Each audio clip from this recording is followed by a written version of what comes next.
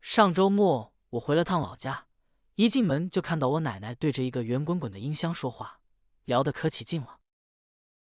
音箱？她在跟谁说话？跟一个智能音箱啊。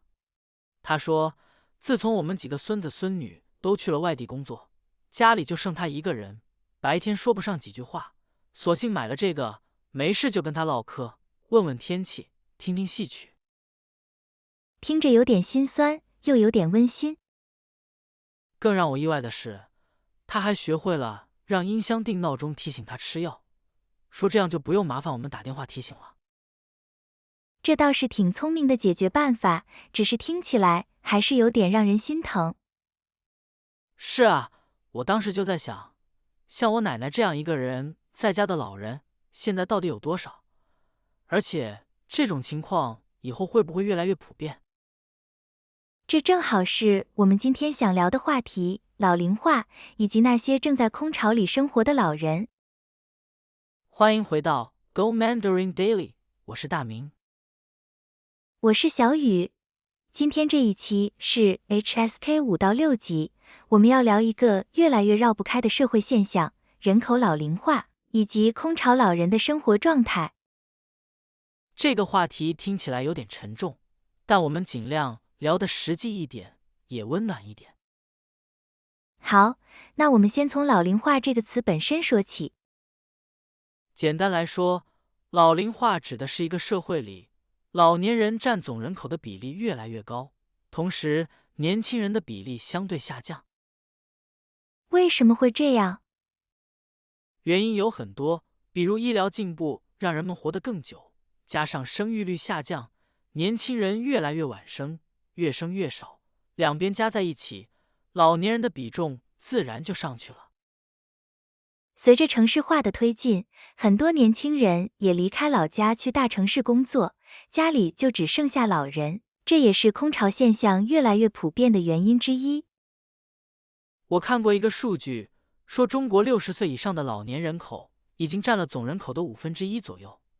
而且这个比例还在持续上升。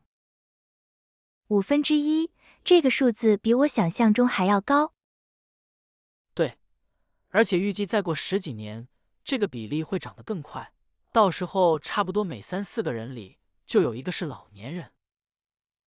这么一算，老龄化真的不是一个遥远的、跟自己没关系的话题，而是我们这一代人迟早都要面对的现实。空巢就是子女都离开了家，只剩下父母单独居住，就像鸟窝里雏鸟都飞走了一样，只剩下一个空空的窝。这个词用得挺形象的。而且这不只是中国的问题，很多国家都在经历类似的过程，只是中国老龄化的速度特别快，这一点跟不少西方国家不太一样。具体怎么个不一样法？我有个在德国交换过的朋友，他说他外婆虽然快80岁了，却坚持一个人住在自己的公寓里，社区会定期派人上门检查身体，平时他还去老年大学上课，参加读书会，日子过得挺充实的。挺独立的。对，他外婆的观念是，只要自己身体还行，就不愿意去麻烦子女，甚至觉得住进养老院也没什么，是一种正常的生活选择，跟被子女抛弃完全是两回事。这跟我奶奶那一辈的想法差别挺大的。我奶奶就算身体不好，也坚决不愿意去养老院，她总说养儿防老，孩子就应该在身边照顾自己，这是天经地义的事。这其实是两种很不同的养老观念。对，一种更强调独立和个人空间，另一种更强调家庭责任和赡养义务。赡养就是子女在经济和生活上照顾父母，尽自己应尽的责任。这个词在中国的家庭观念里分量很重。我记得小时候，家里逢年过节，几代人挤在一个屋子里吃饭，特别热闹。那时候完全没有空巢这种说法。现在不一样了，兄弟姐妹本来就少，大家又都在不同的城市打拼，一年到头能聚齐的次数屈指可数。有时候我也会想，如果以后我父母老了，我会选择哪种方式呢？是坚持让他们跟我一起住，还是尊重他们自己独立生活的意愿？这个问题其实没有标准答案，可能还是要看老人自己怎么想，而不是完全按照传统观念或者完全照搬国外的模式。说的也是，关键不在于选哪一种模式，而在于有没有真正问过老人，他们自己希望怎么生活。而且不同代际之间对孝顺这个词的理解也在慢慢变化。我爸妈那一辈觉得孝顺就是子女在身边照顾，但我们这一代可能更愿意尊重老人自己的选择，哪怕这意味着他们选择独居。这种代际观念上的差异，其实也是老龄化话题里很值得聊的一部分，不只是数字和政策，还有一整代人生活方式的转变。不过说实话，就算观念不同，两边的老人心里都会有孤独的时候。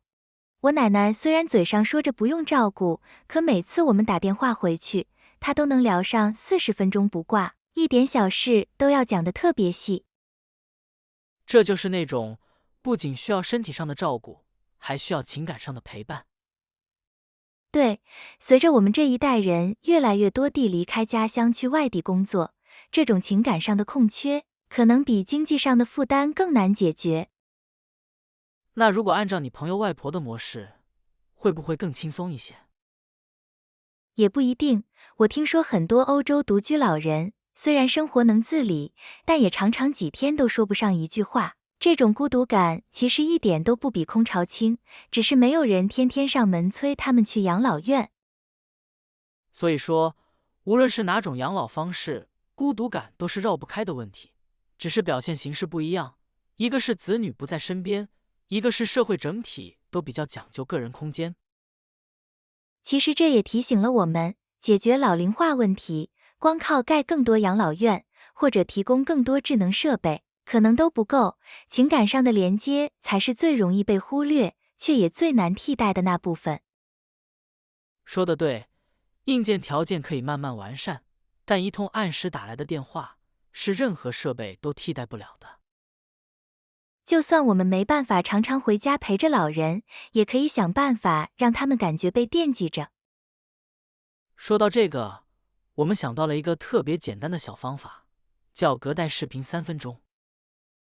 隔代视频3分钟，听起来挺具体的。对，就是不管多忙，每周至少留出3分钟，专门跟家里的爷爷奶奶或者外公外婆视频聊天，不谈工作，不谈任务，就单纯聊聊他们今天做了什么。为什么非要强调3分钟这么短？因为时间短，才不会因为没空而一拖再拖。哪怕只有3分钟，只要是定期的、专门留出来的，对老人来说就是一种很实在的陪伴感，比1个月打一次1小时的电话更有效果。那如果聊得开心，超过3分钟也没关系吧？那当然，3分钟只是最低门槛，不是上限。你甚至可以固定一个时间，比如每周日晚上8点，让老人也有个期待。这个我可以试试，我姥姥就特别喜欢固定的作息，如果每周日都能准时接到电话，她肯定会很期待。而且视频聊天也不一定要正儿八经的问长问短，有时候就开着镜头，各自做各自的事，让老人感觉家里有人气，也是一种陪伴。对，我表姐就是这么做的，她一边做饭一边跟她爸妈视频，镜头就摆在旁边，聊几句，沉默几句都没关系，重点是那种一直连着的感觉。这种感觉其实很微妙，既不打扰彼此的生活节奏，又能让老人知道家里人一直都惦记着他们。这种做法其实比正式的汇报式聊天更贴近日常生活，压力也更小。说得对，与其把每次通话都当成一次任务，不如让它变成生活里很自然的一部分。另外，如果家里不止一个孩子，也可以商量一下，大家轮流负责不同的星期，这样既不会有人压力太大，老人也能更常受到关心。这个主意不错，我跟我哥可以商量一下，谁负责周中，谁负责周末，这样至少能保证我爸妈每周都有人主动联系。欢迎回到第二部分，接着我们上半部分聊的隔代视频3分钟。这个方法听起来简单，但真正做起来还是需要一点点自觉和坚持的。那我们要不要也给自己定个任务？这周就找一天，跟家里老人视频聊聊天，互相监督对方真的做到。好啊，那我们下一集互相汇报一下，看看聊了什么，老人反应怎么样。说不定还能听到什么有意思的故事，留着当我们下一期的素材。甚至以后可以专门做一期读听众们留言分享的家庭小故事。那就说定了，我这周就联系我姥姥，试试固定时间打视频，看看她会不会因为知道我要打过去，特意穿得整整齐齐坐在沙发上等着。我也是，正好这周末回不了老家，就用隔代视频3分钟，先补上这个星期的陪伴，等真正回去的时候再当面好好聊。其实说到底，这些小方法本身并不复杂，难的是能不能坚持下来，变成一种习惯，而不是3分钟热度。对，希望我们俩也能互相监督一下，别说完就忘了。说到坚持，我还想到一个小细节。很多人觉得只有逢年过节才需要专门联系家里老人，平时忙工作就顾不上了。其实这种专门的想法反而会让联系变得越来越少。对，如果把联系家人当成一件特别重要、需要专门腾时间的大事，反而容易因为忙而一直往后拖，最后变成半年才打一次电话。但如果把它变成生活里很日常、很随手的一件小事，比如刷牙的时候顺手打个视频，反而更容易坚持下来。这也提醒我们，关心家里的老人不一定非要等到有空、有时间、有心情才去做，有时候越简单、越随意，反而越容易长期坚持。除了我们自己能做的这些小事，我觉得社区和社会层面也可以做得更多。比如，现在有些社区会组织老年活动中心，让独居老人白天有地方可以聚在一起聊天、下棋、跳广场舞。这种社区支持其实挺重要的，尤其是对那些子女确实没办法经常回家的老人来说，社区活动能在一定程度上填补白天独处的空白，也能让老人多认识一些同龄的朋友。我姥姥所在的社区就有这样的活动中心，她现在每周有3天都会去那儿跟老朋友们打牌，精神状态明显比以前好很多，话也比以前多了不少。所以说，解决老龄化和空巢问题，其实需要家庭、社区、社会一起配合，单靠子女一方，压力会特别大，也不一定能面面俱到。对，家庭负责情感上的连接，社区负责日常的陪伴和活动，两者结合起来，老人的生活质量才会真正提高。说到情感连接，我还想到一个小细节，很多年轻人跟老人视频的时候，其实不太知道该聊什么，聊几句就冷场了。这个我特别有感触。